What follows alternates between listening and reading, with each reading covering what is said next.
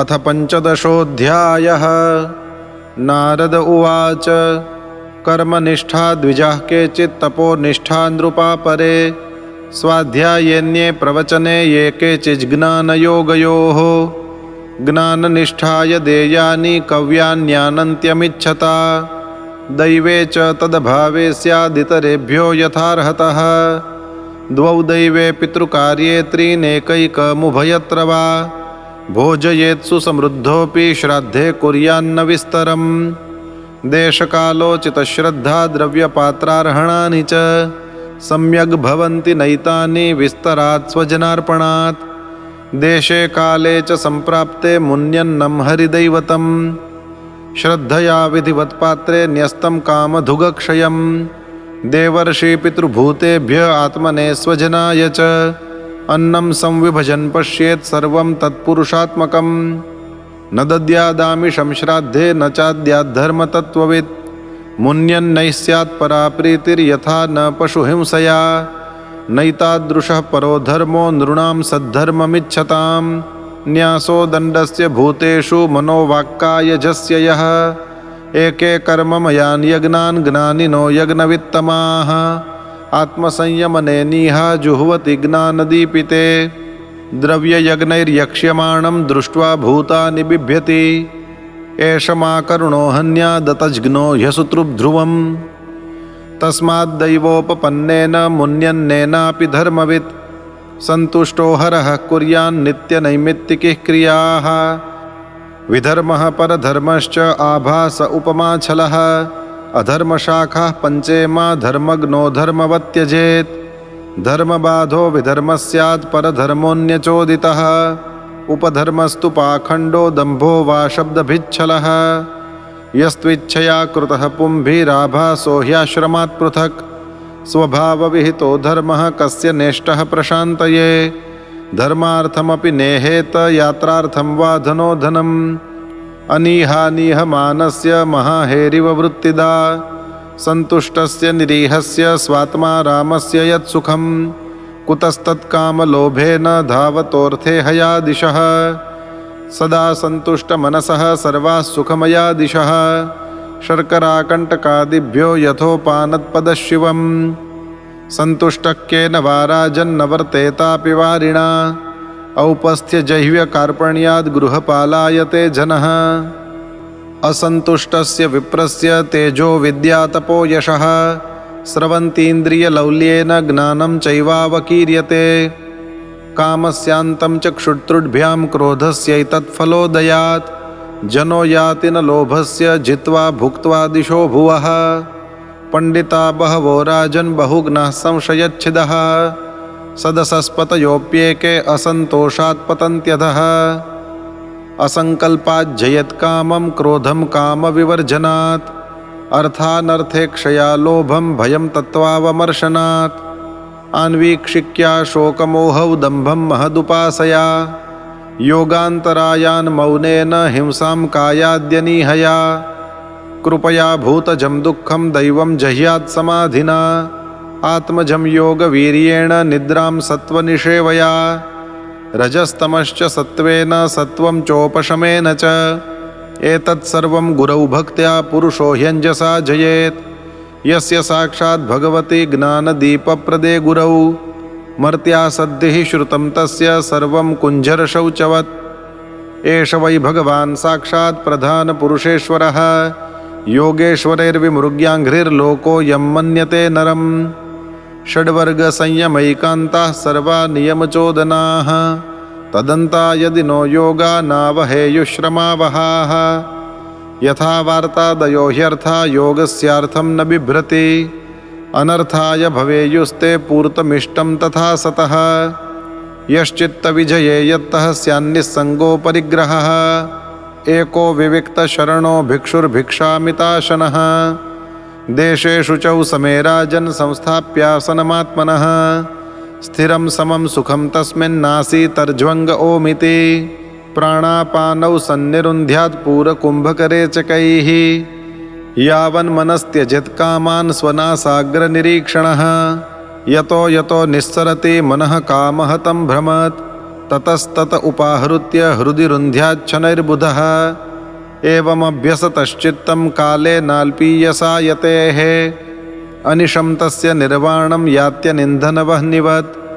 कामादिभिरनाविद्धं प्रशान्ताखिलवृत्तियत् चित्तं ब्रह्मसुखस्पृष्टं नैवोत्तिष्ठेत कर्हिचित् यः प्रव्रज्य गृहात् पूर्वं त्रिवर्गावपनात् पुनः यदि सेवेत तान् भिक्षुः स वै वान्ताश्यपत्रपः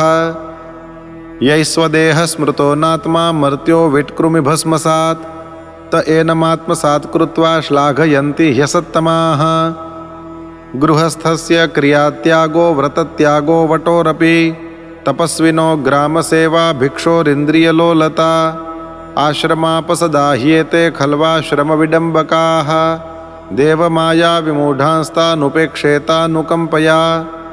आत्मानं चेद्विजानीयात् परं ज्ञानधुताशयः किमिच्छन् कस्य वा हेतोर्देहं पुष्णाति लम्पटः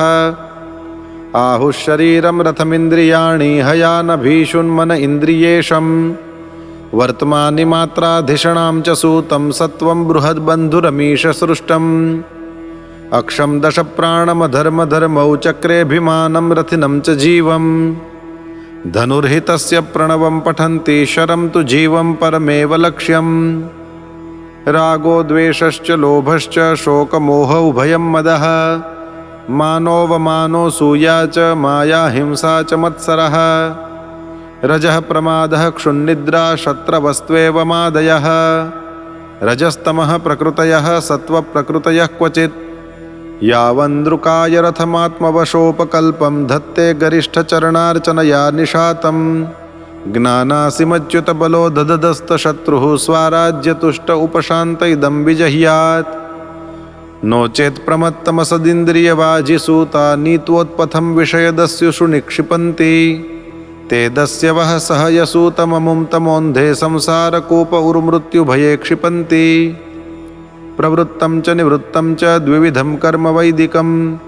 आवर्तेत प्रवृत्तेन निवृत्तेनाश्नुते मृतं हिंस्रं द्रव्यमयं काम्यमग्निहोत्राद्यशान्तिदं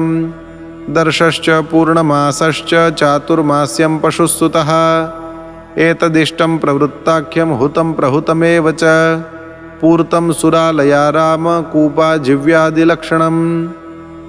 द्रव्यसूक्ष्मविपाकश्च धूमो रात्रिरपक्षयः अयनं दक्षिणं सोमो दर्श ओषधिविरुधः अन्नं रेत इति क्ष्मेष पितृयानं पुनर्भवः एकैकस्येनानुपूर्वं भूत्वा भूत्वेह जायते निषेकादिश्मशानान्तैः संस्कारैः संस्कृतो द्विजः इन्द्रियेषु क्रियायज्ञान् ज्ञानदीपेषु जुह्वति इन्द्रियाणि मनस्युर्मौ वाचि वैकारिकं मनः वाचं वर्णसमाम्नाये तमोङ्कारे स्वरे न्यसेत् ओङ्कारं बिन्दौ नादेतं तं तु प्राणे महत्यमुम् अग्निः सूर्यो दिवाप्राह्णः शुक्लो राकोत्तरं स्वराट् विश्वश्च तैजसः प्राज्ञस्तुर्य आत्मा समन्वयात् देवयानमिदं प्राहुर्भूत्वा भूत्वानुपूर्वशः आत्मयाज्युपशान्तात्मा ह्यात्मस्थो न निवर्तते य एते पितृदेवानामयनेवेद निर्मिते शास्त्रेण चक्षुषा वेद जनस्थोऽपि न मुह्यति आदावन्ते जनानां सद्बहिरन्तः परावरं ज्ञानं ज्ञेयं वचो वाच्यं तमो ज्योतिस्त्वयं स्वयम् आबाधितोऽपि ह्याभासो यथा वस्तुतया स्मृतः दुर्घटत्वादैन्द्रियकं तद्वदर्थविकल्पितं क्षित्यादीनामिहार्थानां छाया न कतमापि हि न संघातो विकारोऽपि न पृथङ्नान्वितो मृषा धातवो वयवित्वाच्च तन्मात्रावयवैर्विना न स्युर्ह्यसत्यवयविन्यसन्नवयवोऽन्ततः स्यात्सादृश्यभ्रमस्तावद्विकल्पे सति वस्तुनः जाग्रत्स्वापौ यथा स्वप्ने तथा विधिनिषेधता भावाद्वैतं क्रियाद्वैतं द्रव्याद्वैतं तथात्मनः वर्तयन् स्वानुभूत्येह त्रिन्स्वप्नान्धुनुते मुनिः कार्यकारणवस्त्वैक्यमर्शनं पटतन्तुवत् अवस्तुत्वाद्विकल्पस्य भावाद्वैतं तदुच्यते यद्ब्रह्मणि परे साक्षात् सर्वकर्मसमर्पणं मनोवाक्तनुभिः पार्थ क्रियाद्वैतं तदुच्यते। आत्मजाया सुतादीनामन्येषां सर्वदेहिनां यत्स्वार्थकामयोरैक्यं द्रव्याद्वैतं तदुच्यते। यद्यस्य वा निषिद्धं स्याद् येन यत्र यतो नृप स तेनेहेत कर्माणि नरो नान्यैरनापदि। एतैरन्यैश्च वेदोक्तैर्वर्तमानः स्वकर्मभिः गृहेऽप्यस्य गतिं यायाद् राजंस्तद्भक्तिभाङ् नरः। यथा हि यूयं नृपदेव दुस्त्यजादापद्गणादुत्तरतात्मनः प्रभोः यत्पादपङ्केरुहसेवया भवानहर्षिन्निर्जितदिग्गजः क्रतून्। अहं पुरा भवं कश्चिद् गन्धर्व उपबर्हणः नाम्नातीते महाकल्पे गन्धर्वाणां सुसम्मतः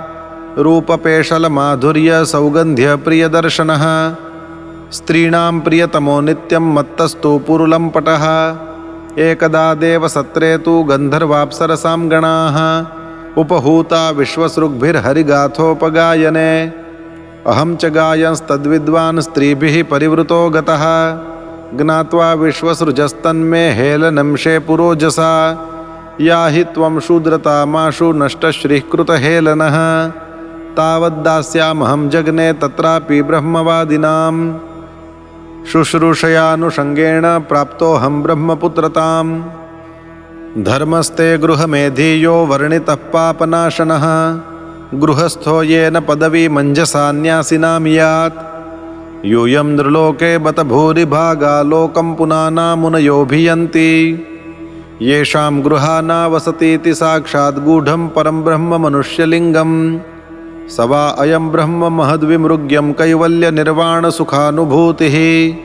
प्रियः सुहृद्वः खलु मातुलेय आत्मार्हणीयो विधिकृद्गुरुश्च। न यस्य साक्षात् भवपद्मजादिभिः रूपं धिया वस्तुतयोपवर्णितं। मौनेन भक्त्योपशमेन पूजितः प्रसीदतामेष स सात्वतां पतिः। श्रीशुक उवाच इति देवर्षिणा प्रोक्तं निशम्य भरतर्षभः पूजयामास सुप्रीतः कृष्णं च प्रेमविह्वलः। कृष्णपार्थावुपामन्त्र्य पूजितः प्रययौ मुनिः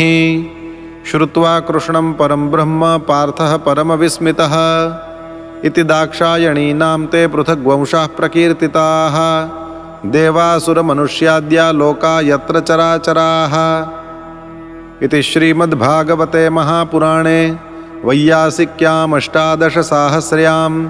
पारमहंस्यां संहितायां सप्तमस्कन्धे प्रह्लादानुचरिते युधिष्ठिरनारदसंवादे सदाचारनिर्णयो नाम पञ्चदशोऽध्यायः। इति सप्तमस्कन्धः समाप्तः। हरिः ओं तत्सत्।